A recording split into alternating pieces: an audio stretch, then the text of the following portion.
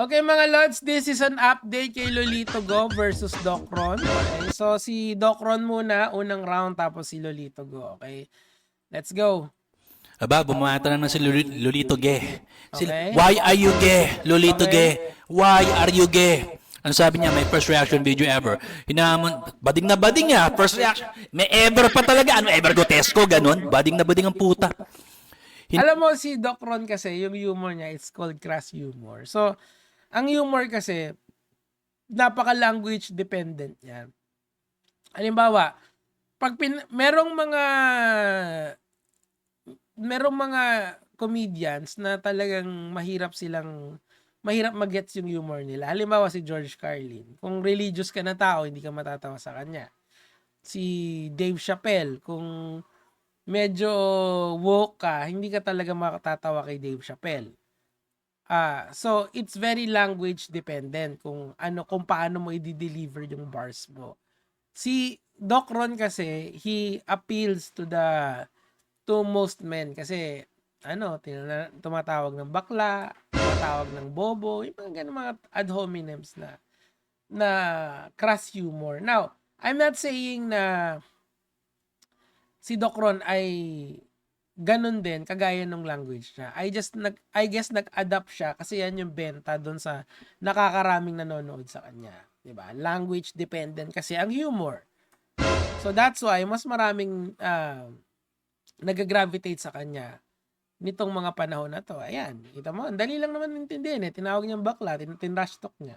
Tuloy natin. Hinamon ko ng debate o rap battle tong panot na homophobic at anti-vaxxer / flat earther. Lahat na inakusa sa akin. Tangina, ano ako sa Pablo Escobar, gago. Tapos sabi niya, pakisabi kung kakasa siya, lagyan namin ng pustasya kay unblock niya na rin ako. Tangina, nagmamakaawa ang puta. Unblock ko na daw siya, nagmamakaawa. Tama ha? Nag-aaya ka ng rap battle. Ang sabi mo yun? Ng rap battle. Inaaya mo ako, hinahamon mo ako ng rap battle. Wala ka naman bitaw, hindi ka naman tatagos. Well, kailangan natin malaman yun, like Doc Ron, sa isang rap battle. Paano ba yung rap battle? Kasi kailangan, parang nagdidebate ka noon ng may rhyme sa dulo. Naalala ko ng interview ko kay Looney noon. Kinuwento niya sa akin kung paano siya nagkakabisan ng lines. Tatandaan niya yung dalawang magkatunog na pangalan. Dalawang tunog na magkasalita. Ano ba ka-rhyme ng bading? Guding. So, ang gagawin niya, magko-construct siya ng bars on the spot. That's why, pansin nyo, hindi nagcho-choke si Looney. So, na-master niya yon. So, hindi madaling art form ang battle rap. Hindi yun basta kumabisado ka ng battle lines, yun na yun. You have to, kailangan mo rin ng stage presence doon. So, si Lolito Go, in fairness sa kanya, as I've done my research, compositor siya eh. So, and gumagawa siya ng mga performance art na pyesa. So, merong siyang siguro slight edge dun sa ganon. Si Doc Ron naman, very entertaining siya. Yung madadala niya yung ganyang klaseng delivery sa stage, baka manalo siya. Or mag-debate na lang. Kasi nga, sa debate, free-flowing naman yan. Wala namang issue dyan eh. Pero si Doc Ron, may iba siyang gusto. Tuloy natin. Aji mo ha, kinall out lang kita dun sa pinost mo. Nag-off ka na ng comment section, tinanggal mo na yung comment section kasi nga nabash ka. Doon pa lang nabash ka na maikipag-rap battle ka pa sa akin. As if naman tatagos ka, as if naman may bitaw ka. Hindi, pwede naman yun eh. Kasi ang problema kasi doon sa doon sa comment section niya. Masyadong puro ad hominems na. Minsan, pagka ganon,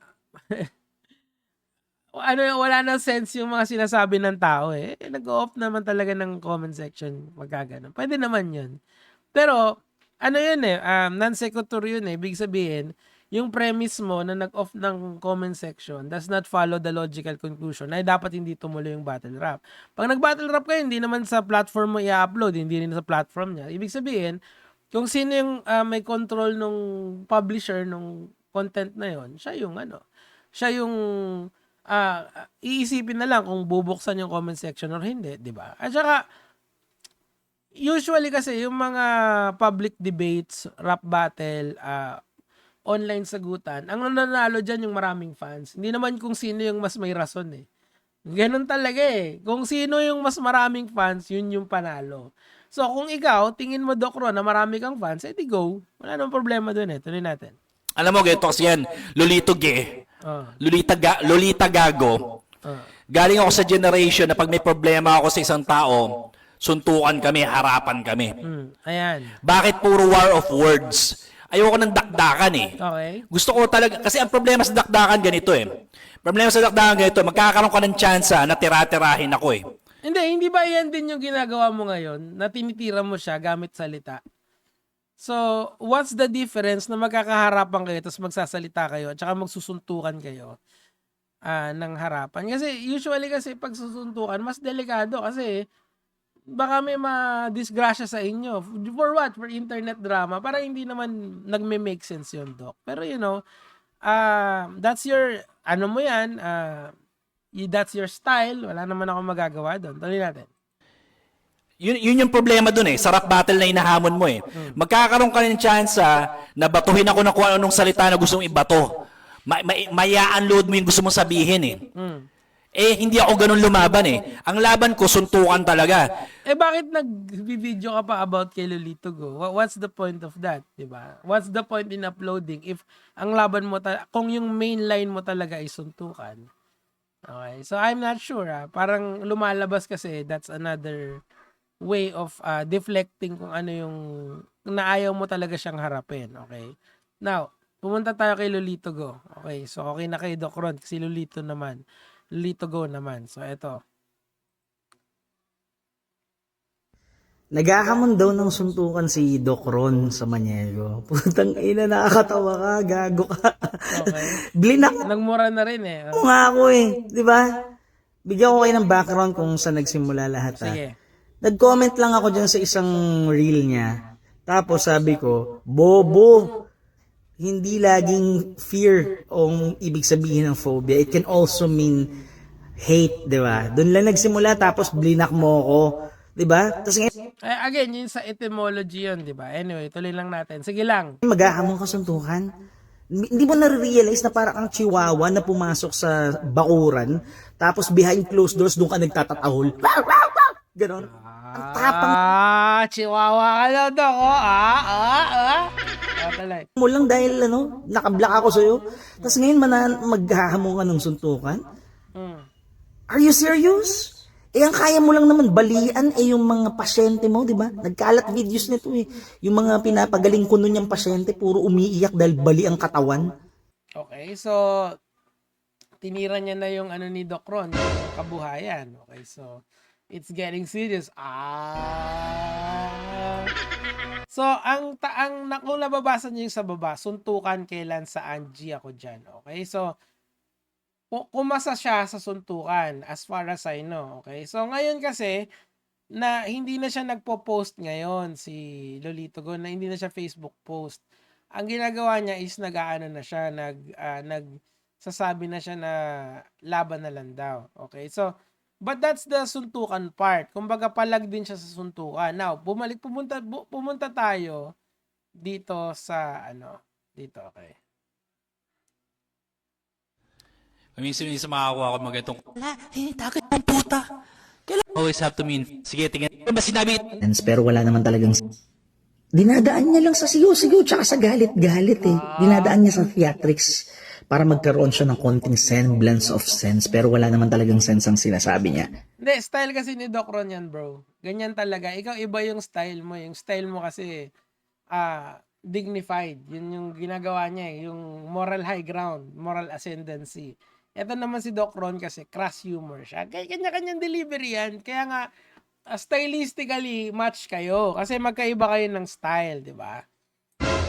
Kumbaga, ito yung ultimate showdown ng dalawang magkaibang style. Kasi si Doc Ron, I'm not saying na DDS si Doc Ron pero yung style niya of trash talking, nakita ko na yan sa Banateros. Kaya ganon yung sila Sir Jack, sila Dada, sila Banat Bay, ganyan yung style eh. Mura-mura, tapos sasabihin ng bading, sasabihin ng ganito.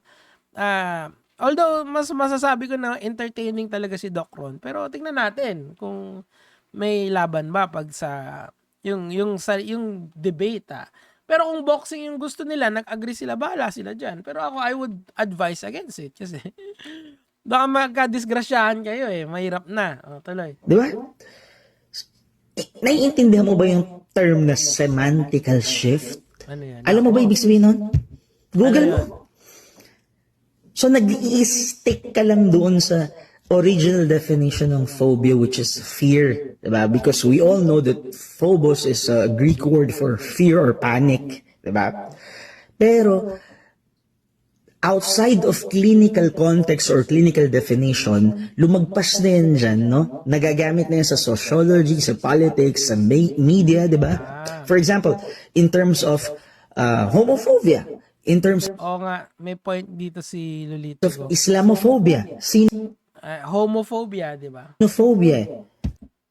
Ang hindi naman ibig sabihin nun, fear of So, it's in the context of hatred. Yun yung linalaban niya Pero, iba kasi sila ng, again, stylistic clash sila, di ba? Kasi, si Lolito Go kasi writer, si Doc Ron naman, doktor. So, mas objective yung way kung paano dinidefine ni Doc Ron yung kanyang yung mga bagay-bagay, di ba? Si Lolito Go naman, iba rin, di ba? Tuloy natin. Sino with, SINO, like, hatred for or prejudice against Chinese, di ba? So, i-insist mo na ang definition lang ng phobia ay fear. Hindi. So, sinong bobo sa atin? Nakakatawa ka. So, mas maganda yan talaga magkaroon ng formal debate and si Doc Ron or battle rap. Okay, tapos ngayon, ito yung latest post ni Lolito. Doon na lang sa suntukan. Ayan. Checkmate ka na, Dr. Kwak-Kwak. Sige, bakit? Pinagtatawan lang ka namin sa GC namin nila Lanceta. Kasi actually, ikakasasana niya yung rap battle natin o kaya yung debate natin ng live. Pero napredict ka namin na iiyak ka, sasabihin mo, wag ng rap battle, wag ng debate, sunto ka na lang. Putang ina, narinig na namin yan sa maraming tao. Pero payag Yan yung alibay ng mga duwag. Okay, pause na natin. Pero payag pa rin siya sa tuntukan. I will advise against it kasi syempre, parehas na kayong may edad ni Doc Ron, di ba? I'm just saying, may pamilyado ka pa. Si Doc Ron, I would think na pamilyado din yan, di ba? So, wag na, baka magkadiskrasyahan kayo. Mag-stick na lang tayo dun sa debate or sa battle rap. Pero bahala kayo kung ano yung gusto nyong gawin. Now, I have si Lolito Go kasi kinontak niya ako. Si Doc Ron din, kinontak ko siya nung nag-post siya nung alleged video ko. So, I would just think na it's better that we talk about it pwede privately or kung hindi naman privately, harapan. Ako, mas gusto ko yun. Ako, I'm willing to face anyone, especially in an interview. So, si Lolito Go, nag-offer ako kasi kinontak niya ako in-explain ko yung side ko, in-explain niya yung side niya. Sabi ko ganun, why don't we have an interview? Okay? Ibig sabihin, of course, the interview would be super unbiased. And sasabihin ko lang sa kanya ngayon,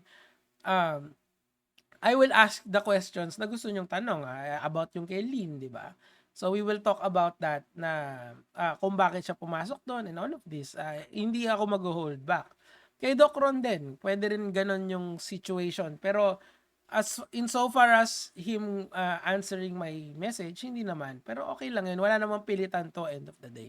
Nagpapasalamat ako doon sa kay Lolito Go kasi at least nag-reply siya. Kay Doc Ron naman, hindi pa siya nagre-reply insofar as my TikTok message sa kanya is concerned. So, but it's neither here nor there. Tingnan lang muna natin kasi marami pang ganap ngayong bagong taon. For now, eto lang muna tayo and hopefully we get better solutions sa mga nangyayari dito sa social media.